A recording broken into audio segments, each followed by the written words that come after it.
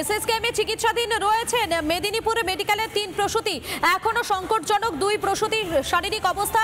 নসরিন খাতুন তার শারীরিক অবস্থার কিছুটা উন্নতি। বিস্তারিত জানবো, আমাদের সঙ্গে রয়েছেন আমাদের প্রতিনিধি রুমকি রয়েছেন। রুমকি, এই মুহূর্তে এসএসকেএম হাসপাতাল সূত্রে আর কি আপডেট পাচ্ছ?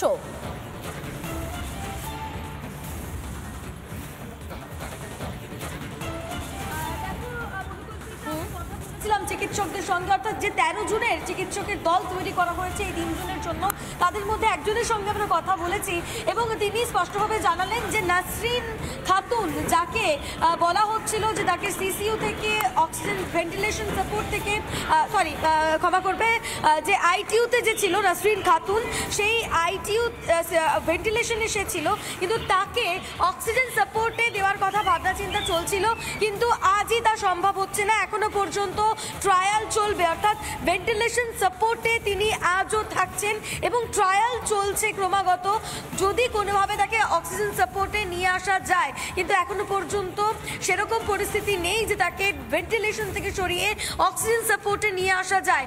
অন্যদিকে মিনারা বিবি এবং মাম্পি সিং, মিনারা বিবি তিনি কিন্তু অক্সিজেন সাপোর্টেই রয়েছেন, সিসিইউতে রয়েছেন এবং সিসিইউতেই রয়েছে ভেন্টিলেশন সাপোর্টে মাম্পি সিং, অর্থাৎ এদের দুজনের অবস্থা কিন্তু একেবারেই পরিবর্তন হয়নি, শারীরিক অবস্থার কোনো রকম কোনো উন্নতি নেই, অর্থাৎ সংকটজনক পরিস্থিতি 3 জনেরই। এখনো এটাই বলা যায় যে এখনো পর্যন্ত 3 জনের অবস্থা সংকটজনক এবং চিকিৎসকেরা পর্যবেক্ষণে রেখেছেন, 24 ঘন্টার পর্যবেক্ষণে রেখেছেন তাদের 3 জনকেই।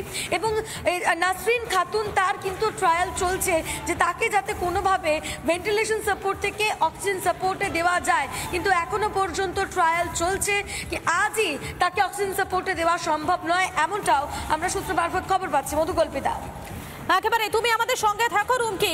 এই মুহূর্তে এর পাশাপাশি নজর রাখবো একবার মেদিনীপুর মেডিকেলের দিকে, কেননা সেখানেও রাত থেকে সকাল পার হয়ে গিয়েছে, এখনো পর্যন্ত অবস্থান বিক্ষোভে রয়েছেন জুনিয়র চিকিৎসকেরা। বিস্তারিত জানবো, আমাদের সঙ্গে রয়েছেন আমাদের প্রতিনিধি সুদীপ্ত রয়েছেন। সুদীপ্ত, যারা অবস্থানরত চিকিৎসকেরা রয়েছেন তারা এই মুহূর্তে কি বলছেন?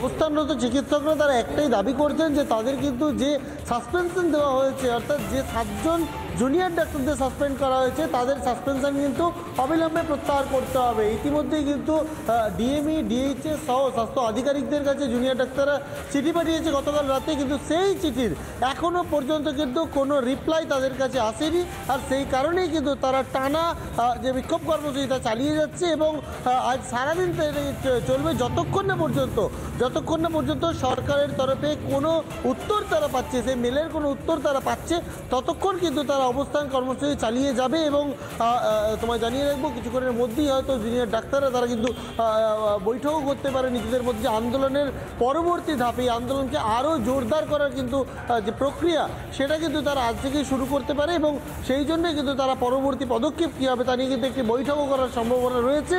এবং সব মিলিয়ে এই জুনিয়র ডাক্তারদের এখন একটাই দাবি যে অবিলম্বে কিন্তু তাদের যে সাসপেনশন অর্ডার তা কিন্তু প্রত্যাহার করতেই হবে, এটাই কিন্তু দাবি জুনিয়র ডাক্তারদের একেবারেই। এবং সুদীপ্ত, তুমি আমাদের সঙ্গে থেকে এই খবরের দিকে নজর রাখছে এবং রাত থেকে সকাল পার হয়ে গেল অবস্থানে রয়েছেন জুনিয়র চিকিৎসকেরা। তুমি কিছুক্ষণ আগেই কথা বলছিলে তাদের সঙ্গে, ঠিক কি জানিয়েছেন তারা একবার শোনাই।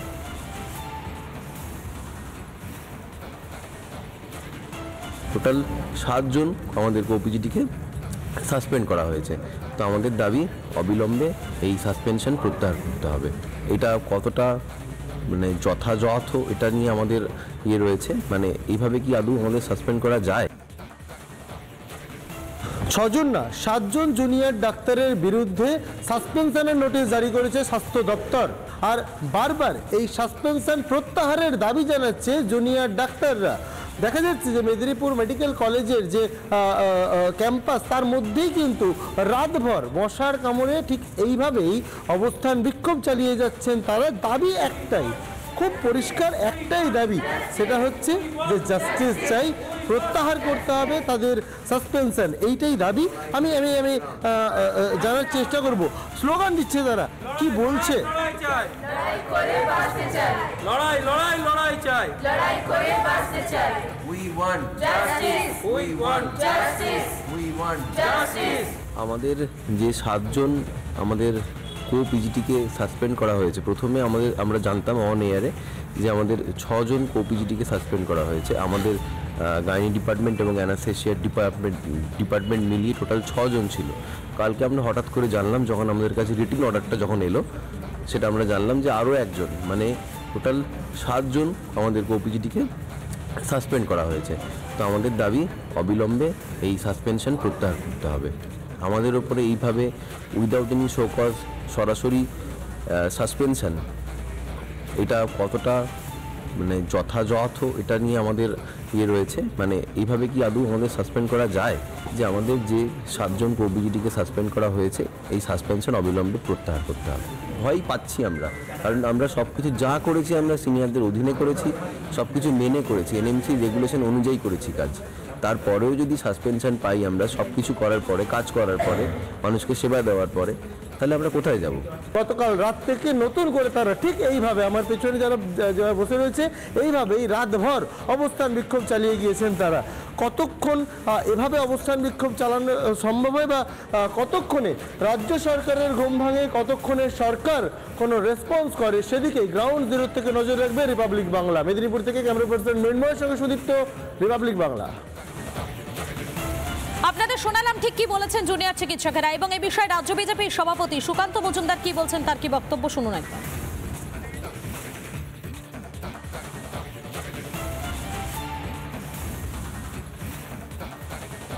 আমরাও এর প্রতিবাদে যে সাসপেনশন, অর্থাৎ উদরপিণ্ডি উদরকারেরা আপনি পয়সা নিয়ে জালি স্যালাইন নেবেন কমা কোম্পানির কাছ থেকে, মানুষ মারা যাবে, আর তার দায় ডাক্তারদের ঘাড়ে চাপিয়ে দেবেন। যেহেতু তারা আন্দোলন করেছিলেন, তার বিরুদ্ধে আমরাও 20 তারিখ অবস্থান বিক্ষোভ করছি। এই স্যালাইন কাণ্ড এবং এই বিনা দোষে ডাক্তারবাবুদেরকে সাসপেন্ড করার মতো যে পদক্ষেপ মমতা বন্দ্যোপাধ্যায় নিয়েছেন, তার প্রতিবাদে আমাদের 20 তারিখ দুপুরবেলা আমরা স্বাস্থ্য ভবনের সামনে অবস্থান। আর এই মেদিনীপুর মেডিকেলে সেখানে 20 স্যালাইন কাণ্ড, সেই স্যালাইনে প্রসূতি মৃত্যুর ঘটনা, স্যালাইন কাণ্ড এবং প্রসূতি মৃত্যু নিয়ে অবস্থান স্পষ্ট করলো, নিজেদের অবস্থান স্পষ্ট করেছে আইএমএ। আরএল নিয়ে তদন্তের দাবি জানিয়ে বিবৃতি জারি করলো আইএমএর বেঙ্গল স্টেট অ্যাকশন কমিটি। বিবৃতিতে ময়নাতদন্তের রিপোর্টের কথা উল্লেখে চিকিৎসকদের সাসপেনশন নিয়ে অসন্তোষ প্রকাশ। আরও একবার জানাই আপনাদেরকে, মেদিনীপুর মেডিকেলে 20 স্যালাইনে প্রসূতির মৃত্যু, স্যালাইন কাণ্ড এবং প্রসূতির মৃত্যু নিয়ে অবস্থান স্পষ্ট। নিজেদের অবস্থান স্পষ্ট করলো আইএমএ। আরএল নিয়ে তদন্তের দাবি জানিয়ে বিবৃতি জারি করলো আইএমএর বেঙ্গল স্টেট অ্যাকশন কমিটি। বিবৃতিতে ময়নাতদন্তের রিপোর্টের কথা উল্লেখ, চিকিৎসকদের সাসপেনশন নিয়ে অসন্তোষ প্রকাশ।